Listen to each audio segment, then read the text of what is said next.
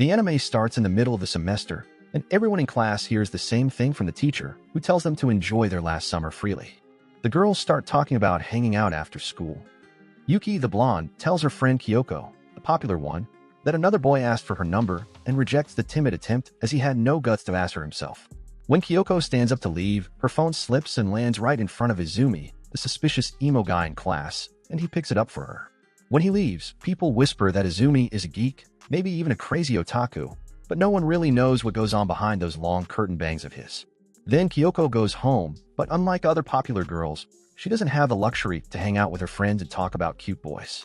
She spends her time taking care of her little brother, living a humble home life. Later that day, when her little brother Shota comes home, blood drips from his nose. Kyoko rushes to him only to realize someone else brought him back. A handsome guy stands there, emo-looking and full of piercings. He's ready to leave now that Shota is safe, but Shota holds on to him and Kyoko asks him to stay a moment so she can thank him. They sit down and the guy says he's impressed that Kyoko can manage the house all by herself. Suddenly, Kyoko realizes that the guy calls her by her name, even knows her school and class. She asks if they go to the same school, and he answers casually that he is Izumi. Kyoko can't believe that the suspicious quiet guy in class isn't a creepy shut-in who games a lot, but instead a handsome, cool emo. The next day, she's still in disbelief and Yuki notices her weird mood, but Kyoko just stands up and does something no one expects, walking straight over and talking to Izumi. On a quiet balcony, Kyoko and Izumi talk. She says Shota wants him to come visit again, and Izumi is surprised she talks to him again after yesterday. She admits it's a little awkward, but that there's no reason to avoid him. She saw how different he was outside school, and she knows firsthand that she's not that different herself. Izumi smiles, feeling honestly flustered as he's not used to someone treating him so casually. Kyoko tells him it's no big deal and even suggests that he style his hair the way he did yesterday, but he refuses as his piercings would show if he tied it up. From then on, it just becomes a routine where Izumi visits Kyoko's house after school. And during those first few visits, she learns a lot about Izumi, from how he likes manga but isn't an obsessive otaku, how his family owns a cake shop, how he got his first piercing in middle school, and how he's not actually smart despite the glasses. One day, while Izumi is over, Kyoko looks at a supermarket pamphlet and sees that eggs are on sale, but the discount ends tomorrow. Izumi warns her that the deal ends at 4 p.m. sharp, but Kyoko is confident that she can make it. But the anime gods hate her and set her a meeting with the council. Not wanting to lose the deal, Kyoko texts Izumi to get the eggs as she figures he'd come visit Shota anyway. He agrees, and with 20 minutes to spare, Izumi dashes out, changes his appearance mid-run, and jumps the back gate right in front of Yuki, surprising her accidentally. He manages to get the eggs, but after battling other shoppers for them, he never wants to do it again, but Kyoko truly appreciates it. Izumi casually mentions running into Yuki, and he hopes she doesn't recognize him, but something in Kyoko's chest twists, and she doesn't want anyone to see that side of him. She blurts it out louder than intended, and then awkwardly runs to the kitchen, but Izumi understands. He tells her he doesn't want anyone to see her other side either, the one who cooks, cleans, and gets mad at little things. He wants to keep that mama bear version of her all to himself. But Kyoko can't handle the honesty, and she smacks him as she's too flustered to hear that from him. Then gym class comes and the students go swimming, but Izumi panics as it means that everyone will see everything, including his tattoo. He shows it to her, a huge one covering his left side, and Kyoko is speechless, thinking that he's either brave or just dumb as bricks. Then in class, Yuki and Toru start noticing how close Kyoko and Izumi have become. Toru pulls Izumi aside and casually asks if he's dating her, and Izumi immediately says no. Toru points out how different they are, and Izumi agrees half-heartedly. Izumi then guesses that Toru likes Kyoko, and he admits that he does, which puts both guys stuck in awkward conversation until their friend Shu calls them to get ready for gym class. While changing, Toru asks why Izumi always wears a jacket. And not wanting to get pressed further, Izumi shows him what he's been hiding. Toru flips, questioning how a guy like Izumi has a full tattoo. Toru starts examining him from his nice face to his piercings, and wonders whether this guy is the kind Kyoko likes. The two end up talking more than expected, and Toru promises to keep Izumi's tattoo a secret, but he can't help wondering how they got so close. Izumi just says it's been that way for a while, and he thinks Kyoko is just being kind. After hearing that, Toru asks for permission to confess, and Izumi tells him it's up to Kyoko to choose. In the end, both boys skip gym class, leaving Yuki stuck with cleaning duty, and she is furious. Then for the rest of the day, Izumi keeps his distance from Kyoko as he knows Toru has plans to meet her and confess after school. So he offers to pick up Shota instead, but leaves Kyoko for Toru, and he confesses to her. Back home, Izumi is getting ready to leave when Kyoko comes home, but she's pissed after hearing that Izumi told Toru that she was just being kind to him. Izumi stands by his words as he believes he's too different from her, and he's hurting her reputation just by being around. Suddenly, Kyoko snaps and she smacks him again. She tells him that he matters more than he realizes as he often helps her wake up early, makes sure no food gets wasted, and she likes being around him. And as for Toru, she tells Izumi that she turned him down. Days later, Kyoko takes Izumi out to buy groceries, and the two start to get really close. On their way back home, Kyoko sees an anime poster and casually hums part of the theme song. Izumi notices and says she's surprisingly good at it. Kyoko awkwardly denies it by slapping him on the face, but Izumi doesn't even flinch anymore as he's gotten used to it. She explains it's because Shota always plays that song, so she just remembers it. But when Izumi asks what kind of song she actually likes, she goes quiet. And the truth is, she doesn't really know any other songs besides the one Shota always plays. Then when Kyoko gets back home, she's surprised to find her mom there. For once, their mom actually has time to come home. Shota tells her everything that's happened, from the guy who saved him, how he's actually Kyoko's friend from school, and how he's always visiting their house now. When their mom asks Kyoko about this guy, Kyoko describes Izumi like he's a villain nut job in a detective story. But their mom just laughs and becomes even more curious. She asks for his name, and that's when Kyoko realizes something strange, that she doesn't know Izumi's full name, and she's only ever called him by his last name. That tiny detail nags at her, and Kyoko hates being curious like this. But asking Izumi directly would mean setting aside her pride, so she refuses to do that. Then during gym class, she comes up with an idea, and as everyone's changing, Kyoko sneaks a peek into the boys' locker room, hoping to hear someone call Izumi by his full name. Shu catches her immediately. Yuki even calls her a bit of a degenerate, but Kyoko doesn't deny it. Later, she checks the list of top-ranking students but remembers Izumi is a bit of a small brain, so there's no way his name is on that list. Just then, Toru pops up to greet her. And when Kyoko wants to ask him about Izumi, Toru gets reminded of his rejection and runs away in tears. Then at dinner, Kyoko can't stop thinking about Izumi's full name. Her mom suggests inviting him over as it's the weekend after all, and she'd love to meet him properly. That gives Kyoko an idea that if he comes over, her mother can just ask him. The next day, Izumi shows up, and he's a little surprised by how enthusiastic Kyoko's mom is to meet him. She sends Kyoko out for groceries on purpose, just so she can speak to Izumi privately and thank him for helping both Kyoko and Shota. When Kyoko returns, her mom's already gone back to work and Shota is happily eating the cake Izumi brought from his family shop. Izumi casually mentions that her mom called him by his first name and Kyoko, suddenly curious, asks what name she used. But she doesn't get an answer, and instead Izumi teases her, saying she's been acting weird like when she was peeking into the boys' locker room. Then he asks if she has someone she likes in that locker room, but Kyoko doesn't want to admit anything, so she explains the truth. Izumi bursts out laughing knowing that she did all that for his name.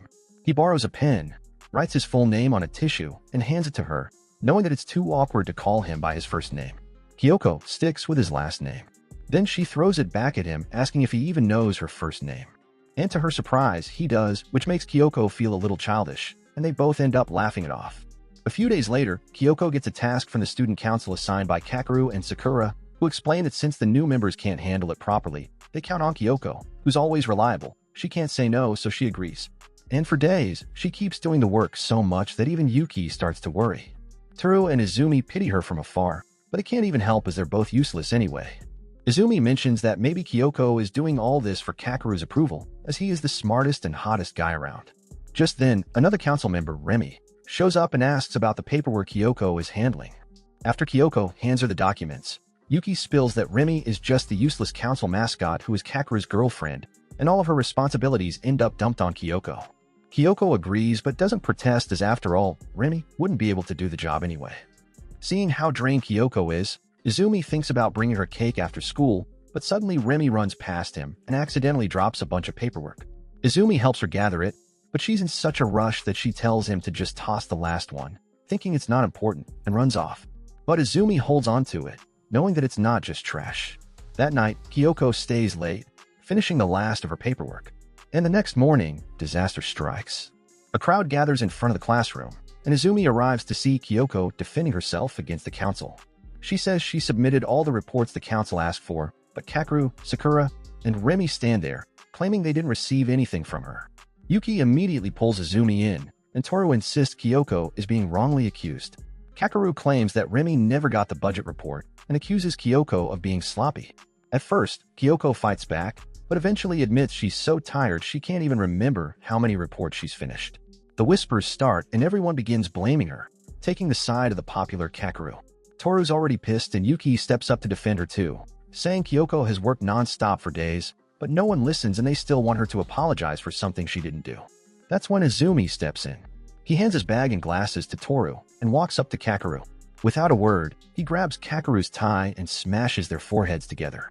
Everyone goes silent, and Kakeru is too stunned to speak. Izumi then pulls out the paper Remy dropped yesterday and reveals that she told him to throw it away. Remy starts to deny it, but then remembers, realizing that she really did mess up. Her confidence crumbles and she apologizes. Kakeru and Sakura prepare to scold her. And in the end, they all apologize to Kyoko for the morning chaos. Kyoko thanks Izumi, and Toru still asks why he had to headbutt Kakeru. Izumi just says he got pissed for a second. Then he asks Kyoko why Kakeru seems to be her weakness. Kyoko looks away and awkwardly says it's because she respects the student council president, and also because they're childhood friends. She reveals that she always teased Kakeru since they were kids, but before graduating middle school, he said that if she didn't start treating him respectfully, he'd expose how bossy she really was, so she had no choice but to go along with it. The next day, Izumi becomes Kakeru's new fear, and he starts twitching at the sight of him. Later, during gym class, Toru and Izumi play ping pong while casually talking about Kyoko's birthday, which happens during spring break. That night, Izumi seriously considers what to get Kyoko for her birthday. Meanwhile, Kyoko gets asked by Shota if Izumi will keep visiting them, and she doesn't know the answer, which makes her question when he will stop visiting. Shota tells her he would be sad if Izumi stopped visiting, and Kyoko admits that she would feel the same way. Then when her birthday arrives, Izumi comes to visit and he brings her a CD full of his favorite songs, which deep down is exactly the present that she wanted. And just like that, her birthday also marks the end of spring break, which means their final year has officially begun. For the longest time, Izumi never liked the idea of school, friends, or teachers. Since he was little, no one ever tried to get close to him. Even the teachers seemed to isolate him on purpose, making groups in class just to show how unwanted he is. He carries that pain with him, and he made his first piercing as a symbol of it. By high school, the whispers behind his back never stop, and he hears them all too clearly. But then a girl talked to him, Kyoko, and she was the first person who ever tried to talk to him and treated him normally. Now in their third year, Izumi, Yuki, and Toru are still in the same class. And while the others chat casually, excited about all of them being in the same class, Izumi still wonders whether he really belongs in this group. When the teacher announces a group project, Izumi braces himself for the worst, remembering how he used to be the odd one out. But then without hesitation, Kyoko, Toru, and Yuki gather around him to make a group of 4, which is something he had never had before. At lunch, Izumi slips away to the rooftop to think, and Toru finds him easily. Still caught in his thoughts, Izumi asks what Toru thinks of him. Toru, annoyed by his shy face, answers bluntly that he doesn't like how close Izumi is to Kyoko, doesn't like his muttering, finds him freaky sometimes, and hates how Izumi is always so nice that Toru can't leave him alone. With his long hair and pretty face, Izumi is prettier than most girls, and Izumi's reactions are also annoying to Toru. Then Toru asks why Izumi still calls him by his last name, even though they're close now. Izumi tries to say Toru's first name, but blushes, and the moment turns awkward for both of them. Izumi admits he's never called anyone by their first name before, and Toru calls him weird, which reminds him of his dark past, but says he doesn't hate him at all. In that moment, Izumi wishes he could go back and tell his younger self that everything turns out okay. The next day, because Shota has started school, Kyoko has to become an early riser and arrive at school early. While lost in thought, Remy suddenly plops down in front of Kyoko and acts overly friendly. She asks about her relationship with Izumi. Kyoko, caught off guard, says there's nothing going on. Then Remy gives a strange, suspicious smile and declares she'll take him since there's nothing between them. Kyoko is confused by her statement, and Remy explains that since Kyoko is not dating him, she wants to date him. Then Kyoko starts imagining Remy and Izumi together, and she can't accept it. She quickly tells Remy that Izumi belongs to her. Remy, unfazed, insists she'll still go for him as Izumi isn't Kyoko's boyfriend, so she can't claim him. That's when Kyoko stands up and says that she won't let anyone have Izumi. The rest of the day, Kyoko can't stop thinking about her own words and about Izumi. Back home, Izumi drops by with cake, but Shota isn't home. And ever since he started playing outside more, Kyoko and Izumi have been spending more time together. And that day, they watched horror movies. Kyoko discovers that Izumi is a total scaredy cat. Even a ringtone makes him jump. Things escalate when the power goes out, and Kyoko calmly says it'll come back soon, and it does. Izumi feels embarrassed, but Kyoko keeps going to tease him, and she even lines up 5 horror movies to watch. Trying to change the subject, Izumi brings up Kyoko's hands, something Yuki mentioned in class. Yuki compared her hands to Kyoko's and noticed hers were smaller. Toru noted that even compared to a guy's hand, Kyoko's are tiny. Kyoko placed her hand against his, but warned him not to dare try holding it unless he wanted a fingerless hand. Then Izumi does the same hand comparison, and Kyoko makes the first move and holds his hand. When he grabs hers back, she tells him she loves him, but quickly says that she loves his hand.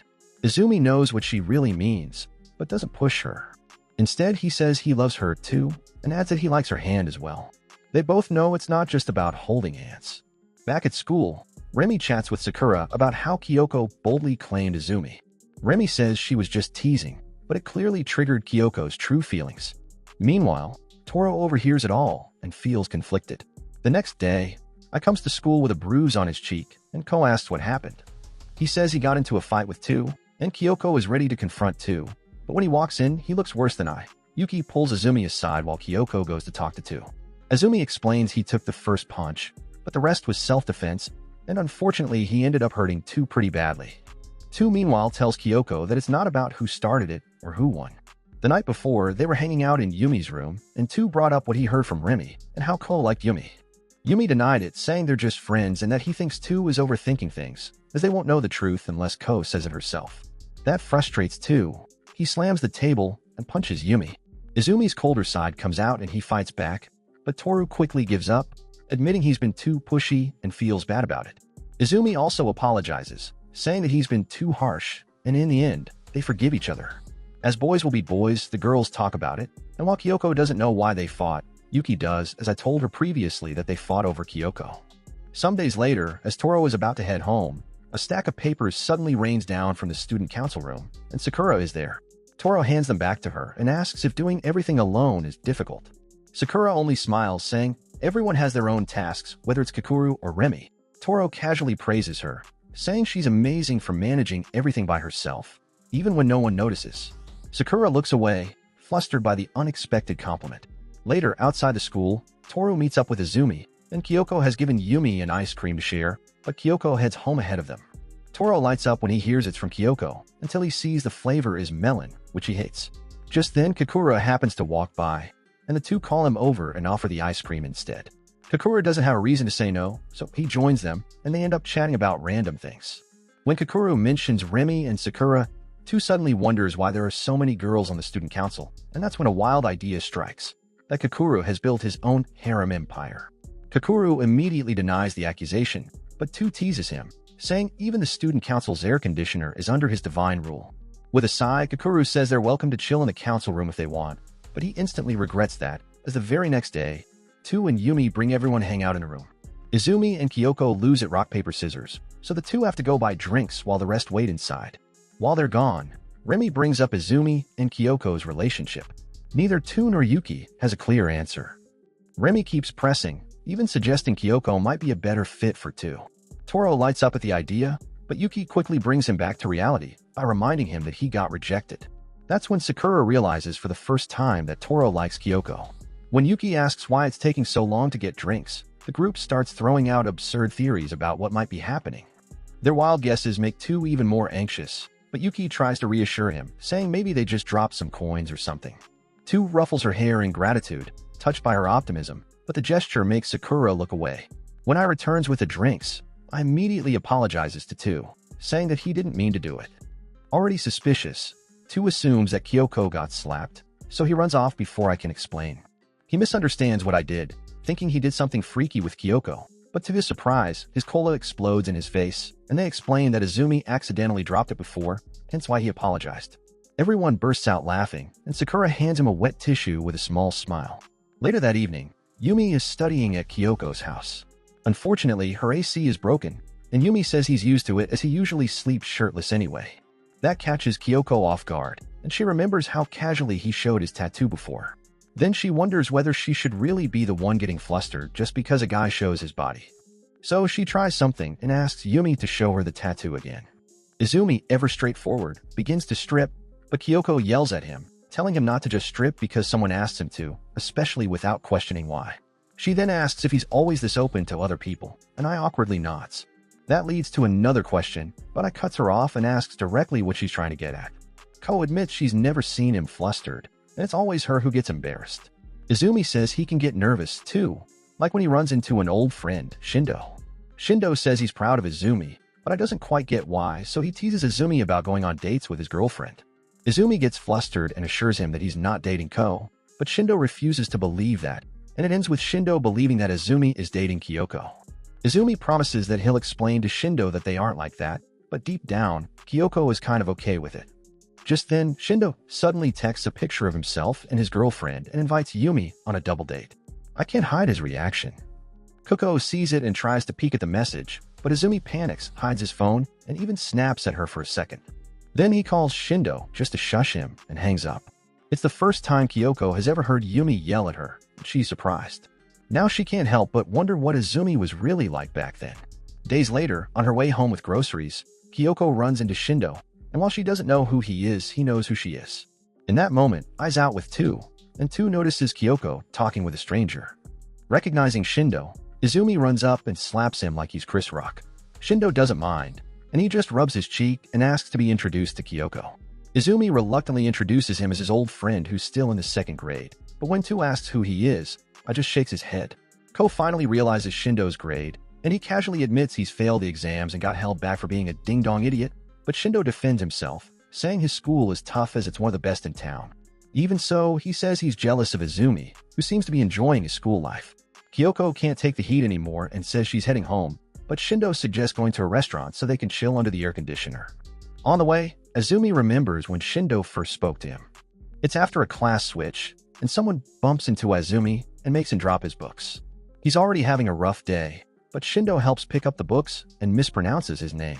That irritates Izumi, but somehow that's the start of their relationship, as Shindo keeps hanging around.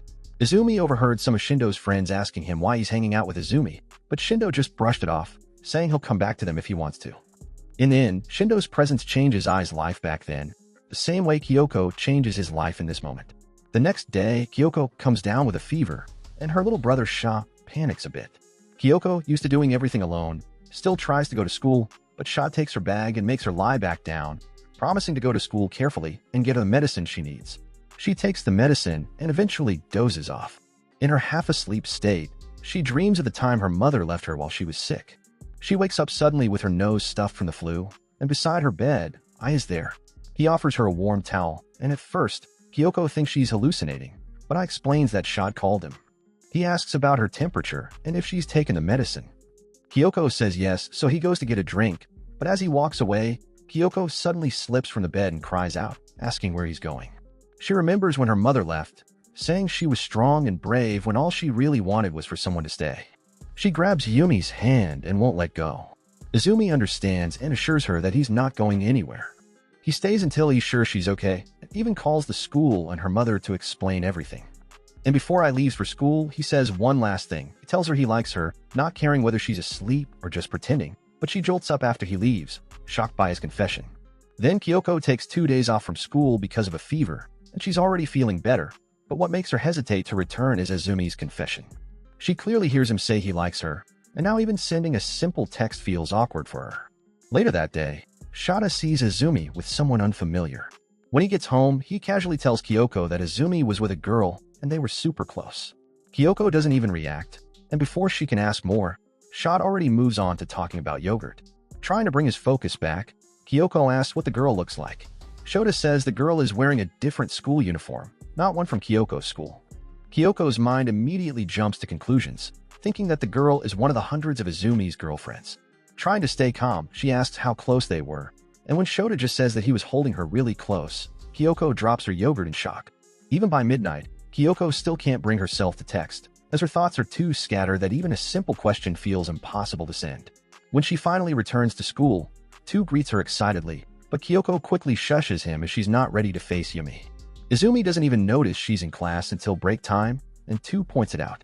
After school, Yumi decides to talk to her, and he catches her sneaking around and calls out to her, completely surprising her. He gets straight to the point and asks if she's avoiding him because of his confession the other day, but Kyoko has something else on her mind and asks who the girl was. Yumi blinks, clearly confused. He thinks for a moment, then remembers that it's Chika.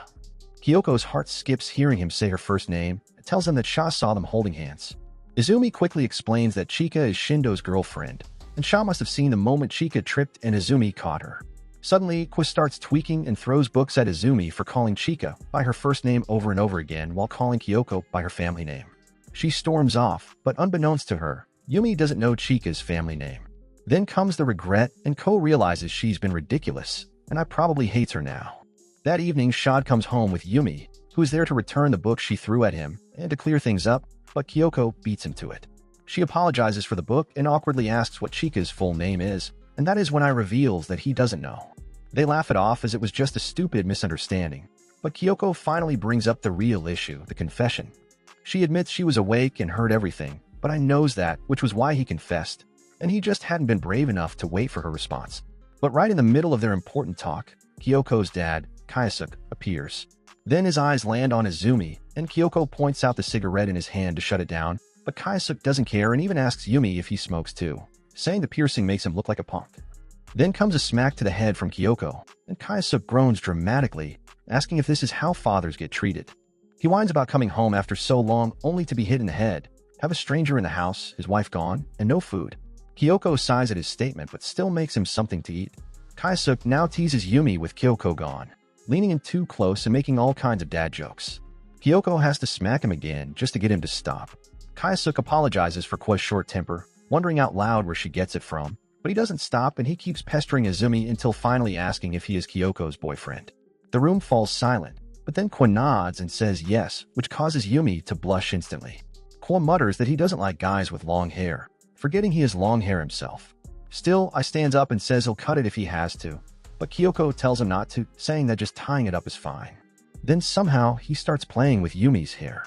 He asks why I would choose someone like Kyoko, and I simply says that because of Kyoko, he can feel love. Just then, Yuro Koko's mom walks in. She's so surprised to see her husband that she drops the groceries, and for a moment, no one says anything, but she doesn't get mad, and she just mutters that she hadn't counted him for dinner. In fact, I even has his own plate while Kyosuke does not. When it's time to go home, Kyoko walks to the main road, and in silence, she reaches out and holds his hand. Izumi tells her there are still a lot of things he doesn't know about her, but he promises to learn little by little, and she promises to do the same, which becomes the start of their relationship as lovers. That night, I calls Tu and tells him everything, and Tu says he's okay with it, but when the call ends, he tears up, realizing that he's officially lost Ko. The next day at school, Sakura sees Tu from across the hall and notices that he looks down. Remy calls out to Sakura asking what she's looking at, and Sakura acts overly defensive, but Remy sees right through her, and she calls Sakura out for being weird. Sakura snaps, saying someone's pretty as Remy wouldn't understand, and she walks off saying how she wishes she were.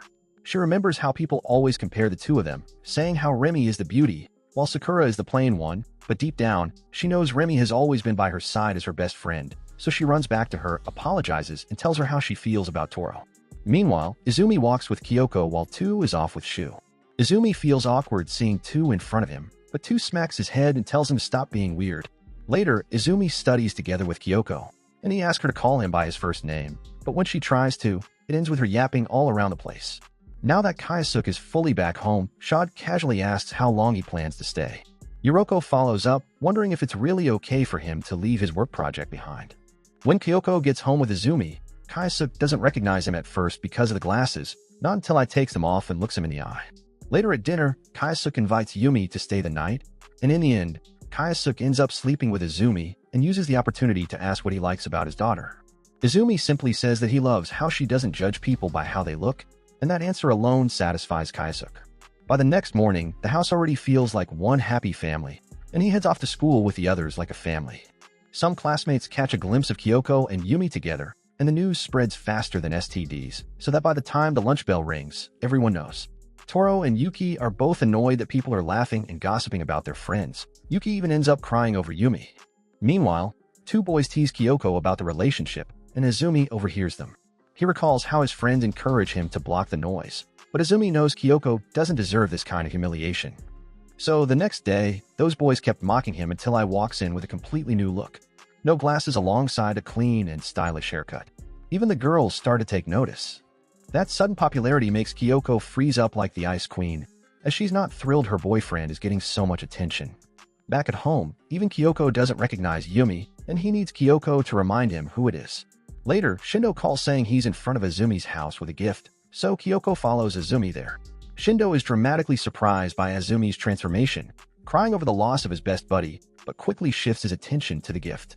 Knowing Shindo hates cheese, Yumi feeds him a cheese-flavored one on purpose, and Shindo falls for it. He then sees that Kyoko ate a candy that tastes horrible, and seizing the moment, Izumi leans in and steals a kiss from Kyoko along with her candy. When Shindo looks back, the kiss is already ended, and I just walks off like nothing happened, leaving Kyoko flustered. The next day, I notices something strange. A girl keeps following him with a dead serious glare. When he finally builds up the courage to confront her, she bluntly asks him when he will break up with Kyoko, which gets people's attention, but he assures her that he's planning to never break up with Kyoko. Later, he tells what happened to Kwa, and as they are heading home, the same girl follows them again, and she casually introduces herself as Hanoka. When confronted, she tells Kyoko that she doesn't like how Kyoko is dating someone like Izumi, because she likes Kyoko too. She hugs Kyoko and professes her feelings, and it turns into a tug-of-war between the two, both trying to keep Kyoko for themselves like toddlers fighting over their favorite toy. Toru, watching this bizarre scene unfold, immediately calls Yuki to witness the chaos. One day, Izumi heads home without Kyoko, and Hanoka asks him about it. When he reveals that Kyoko already went home, Hanoka goes home but walks behind. But the more they walk, the more awkward it gets as they are going in the same direction. Then they enter the same apartment, and it turns out Hanoka is his next-door neighbor. Izumi, baffled by the coincidence, tries to escape quickly, but Hanoka realizes she forgot her key. Feeling bad, Izumi lets her stay over until her mother gets home. Now they're sitting in the living room eating cake. Hanoka asks if he's always this kind to let strangers in like this. Izumi tells her that even Kyoko rarely visits his house, which Hanoka mocks, calling it a shallow relationship, but Izumi fires back, saying he's the one always visiting her house. Their tension melts into casual conversation, and Hanoka asks about Izumi's family and guesses he must have younger siblings because of how he treats people. But he informs her that he's an only child, which gets her to briefly mention her own brother, but she suddenly cuts herself off, saying she's just teasing. Then she leaves as her mom arrives. Izumi notices the shift in her tone, and he tells her she's welcome to come over anytime for some cake. Later, when Izumi's mother comes home from work, she mentions that Hanoka did have a brother who passed away about a year ago. The next time they see each other, Hanoka and Izumi are back to bickering over Kyoko like usual. But when Hanoka walks off, 3 older boys approach her, offering to do the dirty. She returns to Izumi in silence, but one glance is all it takes for him to understand. Izumi steps up and glares down at the boys without a word, which scares them off, and that becomes how Izumi and Hanoka develop a strange love-hate sibling dynamic. Then, when Kyoko comes back, she sees the two of them continue arguing over who can be the better lover for Kyoko. Later, Izumi joins Kyoko and her father to watch a horror film about how a daughter threw a chair at her father. Kyoko gets so scared that he leaves to buy some cigarettes, and in that moment, Kyoko points out to Izumi how he never made a move on her. It flusters them both, and Izumi realizes that he needs to progress the plot, so he goes for the kiss. But Kyoko pops up to disturb their moment, and that angers Kyoko so much that she wants to recreate the film they're watching. Days later, Kyoko and the others stop by the bookstore. Toru, still feeling a little uneasy, can only watch the romance between Kyoko and Izumi. Yuki notices and casually pulls him away to be with her instead. One day, while cleaning the classroom, Yuki asks Toru to help her take out the trash. They share the same taste in films, so she invites him to buy a new CD together, promising they'll watch it later. Toru notices the attention he's getting from Yuki, but what he doesn't notice is Sakura. They bump into her at the corner, causing a drink from the trash bag to spill on her shirt. Yuki immediately wipes off the spill that splashes onto Sakura's legs, and Toru apologizes before rushing back to the classroom to grab something for her. When the girls are left alone, Sakura asks if Yuki and Toru are dating. Yuki just chuckles and says they're not like that. When Toru shows up, he hands her his jacket, and while flustered, she's more than happy to wear it, knowing it's his. She then goes back to the student council room and meets Kakeru. Still thinking about it, Sakura ends up asking Kakeru why he likes Remy. Kakeru is surprised at first, but seeing how sincerely she asks, he gives her a serious answer. He explains that he likes Remy because while he always thinks of himself as weak, Remy makes him believe he's strong and brave enough to protect her by pushing him to grow beyond his limits, and in the end, it's Remy who protects him, and Sakura agrees, knowing how Remy always encouraged her. Hearing that, Sakura finally understands, and now she tries her best to be braver too. A few days later, Sakura returns Toru's jacket, and before she loses her nerve, she hands him a bag of homemade cookies.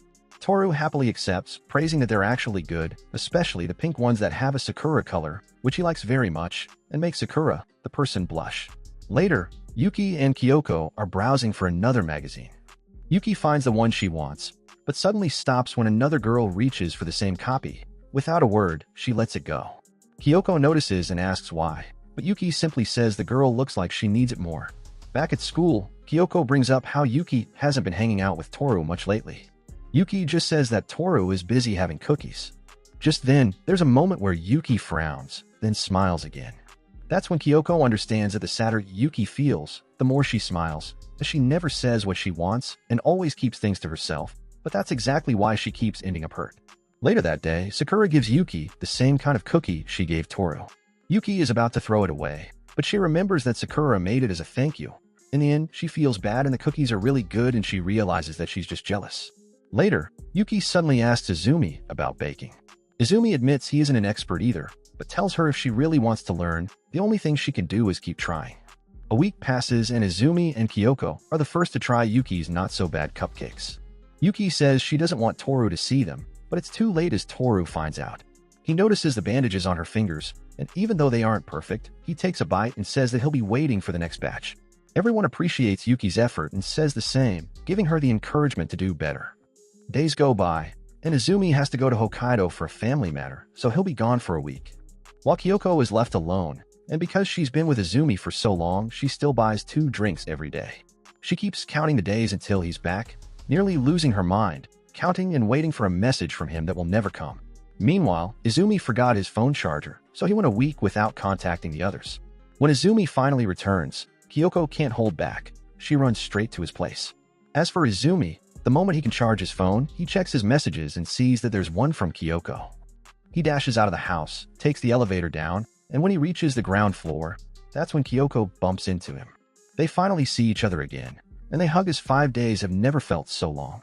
Back at school, the girls ask what Izumi dislikes, and she tells them that it's horror movies, though he still watches them with her anyway. The girls point out that he probably does it just because Kyoko makes him. Then Yuki says something that sticks in Kyoko's mind, reminding her that if she keeps presenting herself as a horror-loving freak, he might slowly start stepping back. So later, Kyoko tries to act sweet and scared of the film, following the other girl's advice, but only to end up making things worse, scaring him more than before. Izumi excuses himself to the bathroom to cool off, and Kyoko goes to her bedroom, thinking he dumped her. Hearing her footsteps, Izumi follows. He finds Kyoko slumped on the bed, upset that she's not the sweet, innocent type of girlfriend, but Izumi reassures her that he likes the real her, not some idealized version of her. She realizes that she's the same way, loving the real version of Izumi. As the rain pours heavily outside, the two of them spend their time progressing the plot, and they share their moment together behind a closed door. Some nights later, Izumi suddenly starts having nightmares of his past. In his dream, he meets his younger self, a boy full of hate, a boy who dislikes everything, has no friends, and is ready to give up on his life. Izumi stands beside him, offering comfort. He tells the boy to hang on a little longer because soon someone will come along. People who care, people who accept them, and above all, a girl who will laugh for them, cry for them, and love them. Izumi wakes up with tears that morning. Meanwhile, on the other side, Kakeru, the student council president, always appears brave and cool, but he's not as cool as people think he is. Remy, his girlfriend, knows the truth, and how Kakeru hates raising his voice when he scolds the others, how he laughs off jokes about being unathletic but deep down it frustrates him, and how he likes being relied on yet often feels anxious when he's alone. That version of Kakeru, the awkward, earnest one, is exactly who Remy falls for. When they first met, Remy noticed something different about him. While the other boys ogled at how hot Remy is, Kakeru casually said that Remy's fine, and that's the first moment she takes notice of him. One day in class, Remy sees Kakeru reading and decides to talk to him. They start sharing their favorite books, and Kakeru mentions that his parents have a whole room full of them. Remy asks if she can see it sometime, and he says yes. So one day he invites her over and shows her the room. Among the shelves, Remy spots an old book titled A Day Before the World Ends. They grow closer through their shared love of stories. When Remy gives him another book to read, Kakeru hesitates as he remembers that one of his friends likes her. He tells her that, but Remy just shrugs at what he says, and she asks if she can visit his house again. So the second visit comes, and inside that little library, Remy asks him what he would do if he were the last person on Earth, just like in the book. Kakeru turns his back on her and tells her that he likes her, and then disappears. Remy freezes, questioning if he's joking, but Kakeru isn't playing around. When she steps closer, she sees his face completely red, and then she tells him that she likes him too, which becomes the moment the two become a couple. Meanwhile, in Kyoko's room, Kyoko tries out a new nail polish on Izumi's feet. As she bends over, Izumi gets a sudden impulse and lightly places his foot on her head.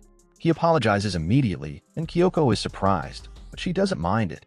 She wonders how in front of Hanoka and Shindo, Izumi acts all tough and loud, but with her he's soft and sweet, which makes her wonder which version is the real him. Izumi admits he's not really that tough and asks if Kyoko prefers that he yells and hits her instead, but to his shock she thinks it hot. So they make a deal that Izumi will give it a try, and the next morning, he comes to school acting cold and cocky. It immediately startles the boys. Toru knows right away that this has Kyoko's influence written all over it, and Kakeru even tells him to stop if he doesn't want to, but he can't as it's for Kyoko. Then, during science class, they're alone. Izumi gives it another go, pretending to be a bully to her. Suddenly, girls from another class walk in and catch them in the act. They all run away, but Kyoko just smiles in pleasure. Meanwhile, Yuki receives a confession from someone, and after days pass, she doesn't know what to do. She finally tells the others how she wants to turn him down, but doesn't know how. Izumi has an idea that they pretend that Toru is her boyfriend, and he sets it up with him. Then Toru agrees to the plan and holds Yuki's hand, which makes her wish that they're not pretending. They commence the plan where they act like a couple, but let Yuki do the talking. Then the guy arrives, Akane, and the moment Toru sees him, it's game over, realizing that the guy is so hot that even your mom would call him daddy, harder, daddy.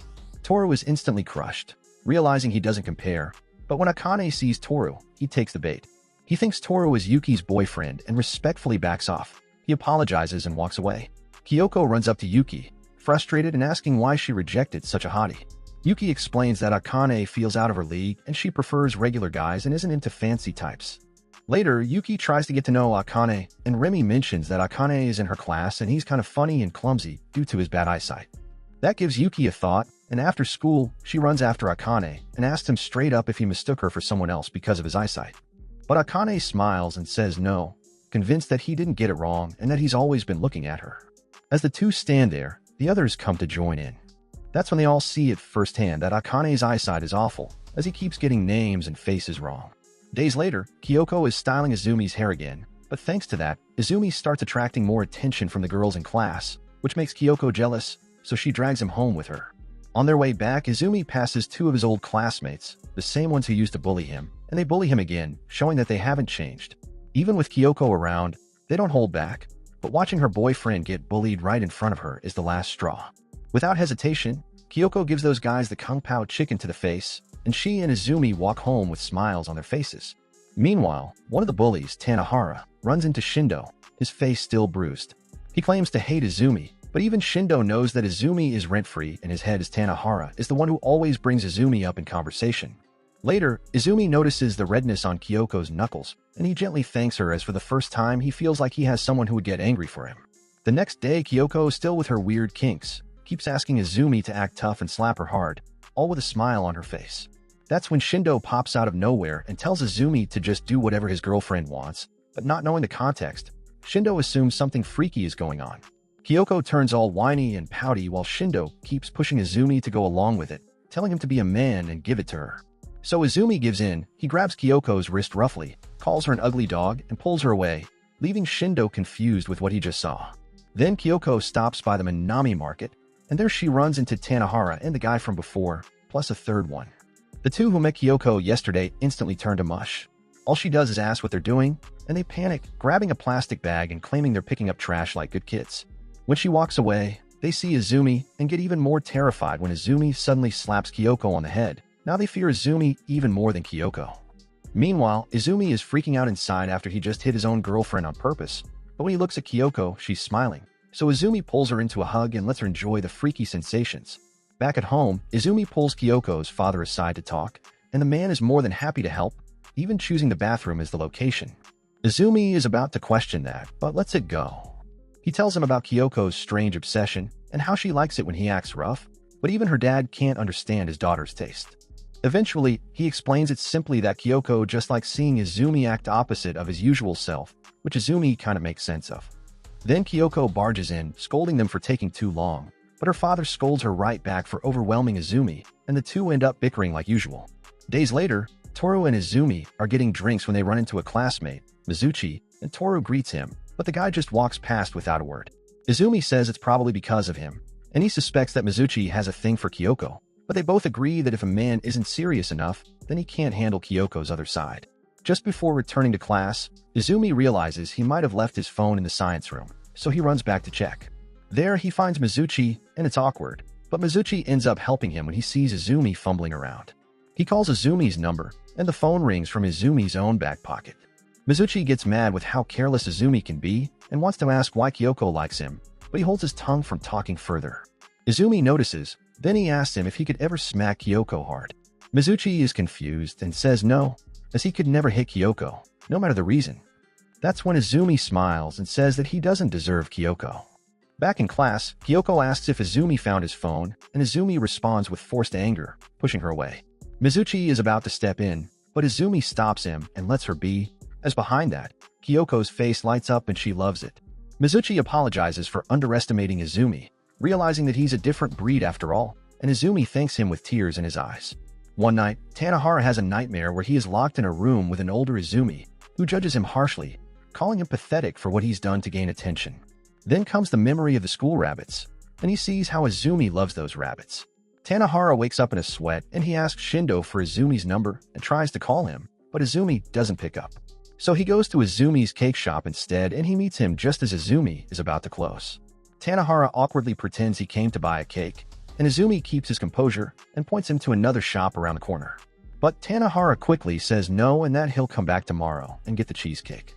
Izumi adds that he should get the fruit tart as well, and Tanahara agrees to buy two before holding up two fingers in the shape of rabbit ears. They both understand the meaning, and before leaving, Tanahara asks why I didn't answer his call, and Izumi explains that his phone was broken and he might get it fixed tomorrow. Tanahara realizes that Yumi wasn't ignoring him, but that reminds him of how he used to ignore Izumi. Then he remembers how he forgot to feed the rabbits and they died, and he blamed Izumi for it. Now he's finally able to admit it, but he wonders if he could admit it to the real Izumi. Meanwhile, Izumi is helping Kyoko organize her bookshelf when they come across her middle school yearbook. She asks if he still has his, and Izumi gives a weak smile. He had almost thrown it away before, but after that meeting with Tanahara, he realizes it's something worth keeping, and now he can't wait for their high school yearbook because this time he has friends and real memories he actually wants to keep. Days later, I runs into Tanahara, and things get a little awkward as both of them end up blushing when they bump into each other. Kyoko starts tweaking at Tanahara, telling him that Izumi belongs to her, as what she fears is for Yumi to be taken by men. Tanahara quickly denies it, saying he's not Shindo, and Kyoko remembers exactly just how close Shindo and Izumi are. In a panic, Yumi tries to explain, but then the main issue, Shindo, shows up and is standing right behind them, innocently greeting them. Kyoko asks if he's still close to Chika, but Shindo says Chika has been too busy studying for finals lately, so instead he's been spending more time with Yumi. Those words light a fire, thinking they got freaky as homies. Tanahara, still terrified of Kyoko, immediately drags Shindo away, leaving the couple behind. Kyoko makes her point clear that Izumi has to be cautious around guys and that if he ever cheats on her, he has to promise that it's with a girl, not a guy. Yumi agrees anyway, and he informs the homies at school of the new rules. Elsewhere, Yuki is out shopping for art supplies with her sister when they bump into Akane. Yuki's sister immediately takes an interest, questioning how Yuki knows such a hottie like him, even teasing that they might be dating. Akane just chuckles and brushes it off, saying he got rejected. Yuki's sister is shocked at Yuki, knowing she rejected such a handsome guy. Eventually, Yuki pushes her sister aside, and Akane says goodbye as he doesn't want Tu to get the wrong idea. Yuki goes along with the lie, but feels sad knowing that Tu would never feel jealous for her. Even at school, when Sakura asks if they're dating, Yuki lies and says she's with Tu. Later, Yuki tells Remi about it, and she wants to clear things up with Sakura but can't bring herself to do it. Remi says she won't tell Sakura anything as it's not her place to do so, but it's Yuki's. She leaves Yuki alone after that, and Yuki knows that Toro never liked her the same way she likes him, and that she should have ended the lie after turning down Akane, but instead she asks to keep pretending, quietly hoping that the lie would somehow become true. Yuki ends up skipping school for almost a week, and she doesn't tell anyone, not Tu, not even Kyoko. Tu gets worried at first but forces a laugh, thinking maybe she'll be back tomorrow. Yuki's sister, on the other hand, is furious seeing Yuki skipping school with no real reason. She says the only explanation must be that Yuki wants something, as she remembers how Yuki has always been like this, even as a kid, where she never says what she wants but cries when she doesn't get it. Her sister tells her to decide, figure out what she wants, and go after it, or otherwise she'll regret it. Yuki thinks about her sister's words, turns her phone back on, and sees a flood of messages. Most are from Kyoko, but her hand pauses when she sees one from Tu. and it says that Sakura confessed to him. Yuki returns to school the following week, and the girls in class look relieved, but she acts like nothing has happened. Later, Tu pulls her aside and takes her to the rooftop. Yuki figures that this is the end of their pretend relationship, and Tu must be with Sakura now. But to her surprise, Tu says that Sakura confessed but never asked for an answer, as she still believes Toru is with Yuki. Yuki asks why he didn't just tell her the truth, but Tu says he's keeping his promise to still continue their fake relationship, and even if he could be honest, Tu admits he can't be with Sakura as she's too good for him and deserves someone better. Yuki freezes and she feels bad for Sakura, knowing how Sakura has tried so hard baking cookies and putting in effort while she just runs away. And yet deep down Yuki feels a selfish happiness, knowing that while they aren't together, she's still the one closest to Tu. She knows how bad she's being, as while Sakura is warm and beautiful, she's cold and muddy. Yuki sighs, watching her breath turn to fog in the cold air, and Toru says that today is the coldest day yet, and now he can't wait for the snow to come. Yuki asks why, saying that snow is slippery, annoying, and muddy, and it's only pretty at first, but it melts in the end as spring always comes. Toru looks at her sad eyes, and he remembers how her hand feels in his. He tells her that snow doesn't melt because of spring, but they melt when it wants to. Yuki adds that in order for a Sakura to grow, the snow has to go, but Toru sticks to his own words, assuring her that snow doesn't disappear just because Sakura asks it to. Yuki chuckles, saying that's not how nature works, but deep down she understands he's trying to cheer her up. Toru is glad she smiles as it's the first time all day, and he gently holds her fingers and leads her back inside the building. Meanwhile, Kakuru asks Remy why Sakura has been so cheerful lately, and Remy smiles and says it's because of the other way around. Kakuru is still trying to figure out Remy's riddle when Sakura walks into the student council room. She looks fine to them on the outside, but when she glances out the window and sees Toru smiling with Yuki, she freezes. Kakuru notices and asks what's wrong. She tries to walk away, but he follows, asking again. Sakura finally says it, that she's lost and she's losing before she even starts, as her friend Kakuru is angry on her behalf and he calls whoever that guy is an idiot for not choosing someone like her. Days pass and the group gets to stop smiling. That day she cries her heart out, and days pass and the group gets together again.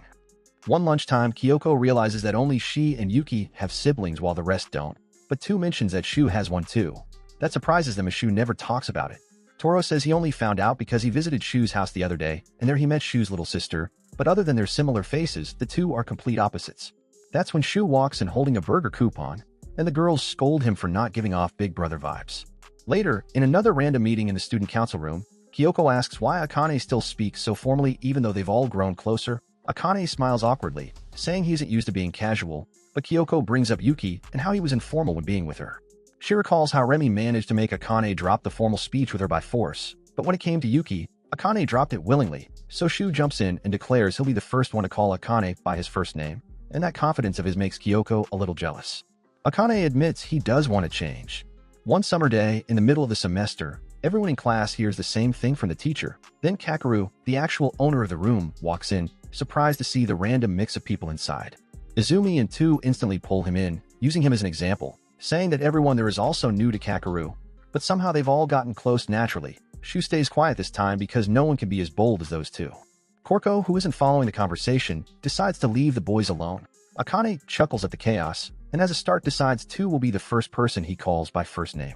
Then, like a jealous boyfriend, Yumi asks if Tu will call Akane by his first name too, and Tu says that maybe he would. At that moment, Yuzumi mumbles something about putting Akane on his blacklist, and Kakeru shivers when he hears it, but Yuzumi just laughs it off.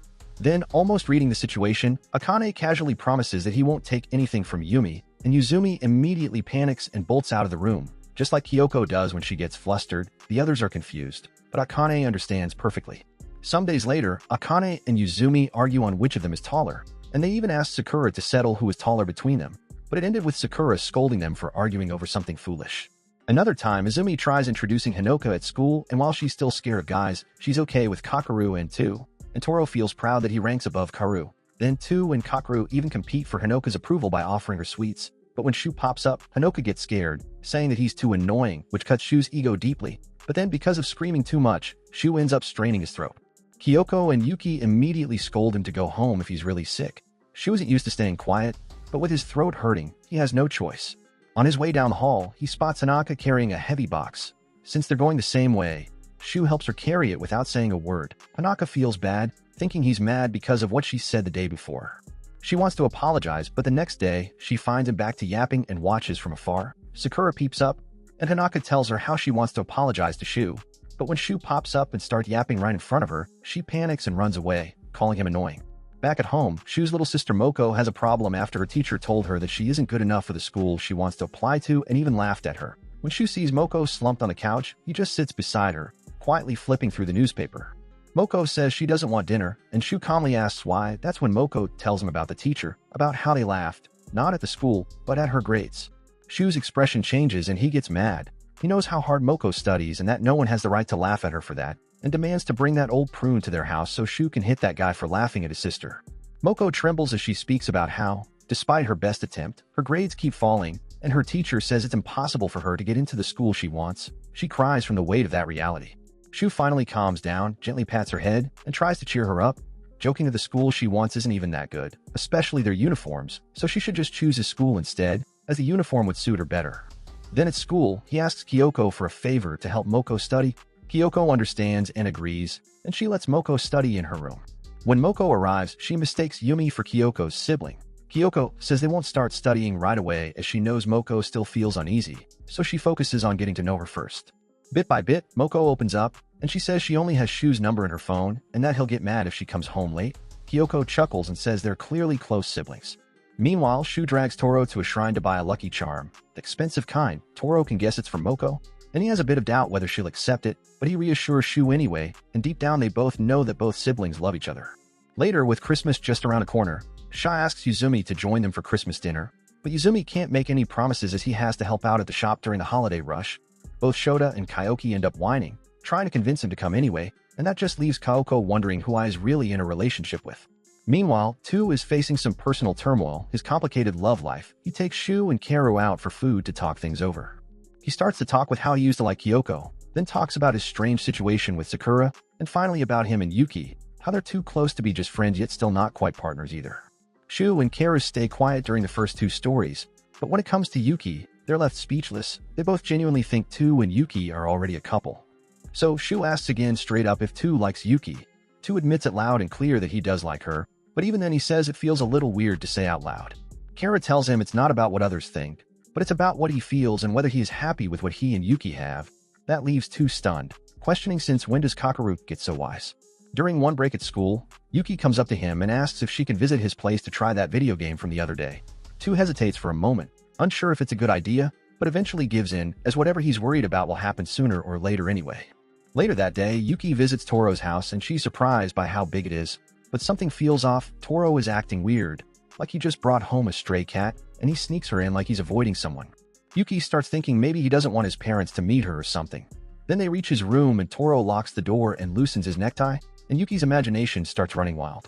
Toro notices how nervous Yuki is, so he opens the door again in case Yuki wants to leave, but Yuki quickly mutters an explanation that she's not scared of him or anything. Then someone tries to enter the room, and Toro blocks the door right away.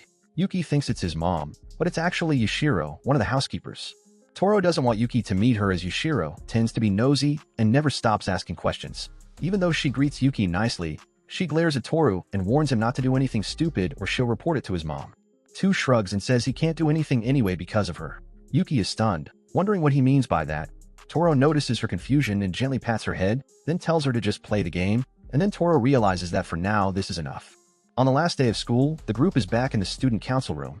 As soon as Kakuru walks in, Remy is already waiting with sparkly eyes, asking him to spend Christmas at her house. Kakura panics and blurts out no.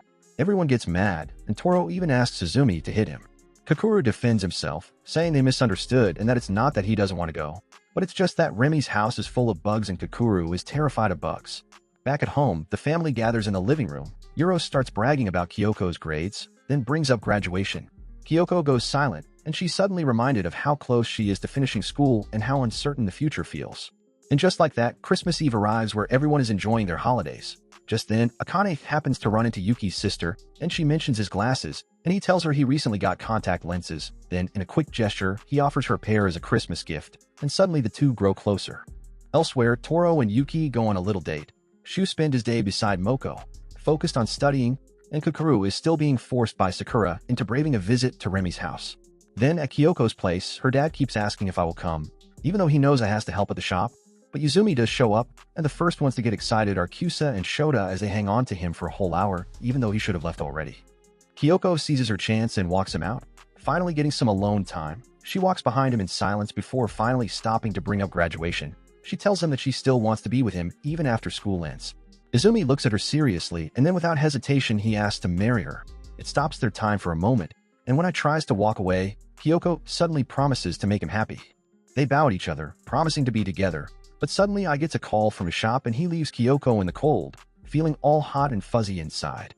Then on New Year's, they go to the shrine and spend their time together on a little date. Kyoko tells him how weird it is that he is the last person she's seeing this year and the first next year, but I wishes that is the case every year. Then on their way home, Kyoko asks him if they're going to be together forever, and while holding hands, he promises that they will. Then the last day of school arrives and everyone has already emptied their lockers except for Yuki, whose locker is still as full as ever, and the same goes for Tu. But as true friends, they all suffer the same nonsense together even until the end. Seeing Kyoko carrying nothing, Yuki and Tu immediately hand her some of their junk. Then seeing Shu just standing there empty-handed, they suddenly remember they have a bunch of his stuff they never gave back, so now no one walks out empty-handed. In the student council room, while Sakura cleans up, Remi finds an old school pamphlet about a zoo trip that she wants to go to. Just then, Kokoro walks in with Akane, and while they chat about the holidays, Remi throws out the idea of going on a trip together. Before the boys can say anything, Sakura cuts in, trying to stop Remi from getting too carried away. Still, Akane adds to the chaos, talking about cars and road trips, saying how he wants to get his license soon, and suddenly, Remi goes quiet and tries to slip out of the conversation. Sakura catches on right away. She stops Remi, pinches her cheeks, and asks why she's trying to run away. Eventually, Remi confesses that she doesn't like the idea of everyone getting a license, as it makes it feel like they can go far away and never come back. Sakura reassures her that just because things change doesn't mean everything ends, and they'll still be together even after graduation. Akane even makes a promise that when he finally gets his license, he'll take everyone on a trip together. Elsewhere, Kyoko and Izumi are home alone, and Kyoko is resting her head on Izumi's lap, asleep. Izumi gets lost in thought, and a strange, quiet what-if creeps in. He starts thinking, what if none of this ever happened and he never helped shut that day? He wonders if Hayuki and Tu would become close, or would Tu just stick with Shu? He wonders if they would have bonded with Kakeru, and would Kakeru meet Remi, or even whether Sakura would fall for Tu. Then he thinks about what happened to him and whether he'd still be part of the background, still running away, never speaking to Kyoko. But he quickly reminds himself that the thing with what-ifs is that they're just questions because he did change and he is now happy. Kyoko wakes up, catching Yumi in his daydream. She asks what he's thinking about, and Izumi replies that he was thinking of everything that led him here and wondering what would have happened if he had missed even one moment. But Kyoko sits up, leans against his chest, and says softly that whatever happened, it was always meant to be, and even if he had missed one step, in the end everything would still fall into place just as it should. Then graduation day arrives, and just as Kakeru steps up to give his speech, I sneezes loudly and ruins the serious silence. After the ceremony, I stands on the rooftop and he sees his old self again, the shadow he used to hide behind, but this time he doesn't run, he accepts it and makes peace with who he was. Down in front of the class, Kyoko deals with Hanoka, who still refuses to accept she's leaving until Ko promises to let her visit. Back in the hallway, Tu finally makes peace with Sakura, and no hard feelings remain. Behind them, Akane meets Yuki and shares his vacation idea, and Yuki agrees instantly as she knows that they will stick together even after school. And so the school chapter truly ends, and with Kyoko by his side, Izumi finds his freedom, he finds his peace, and he finds purpose, as he knows that he will always be together with her, the one that he loves and the one who changed his life.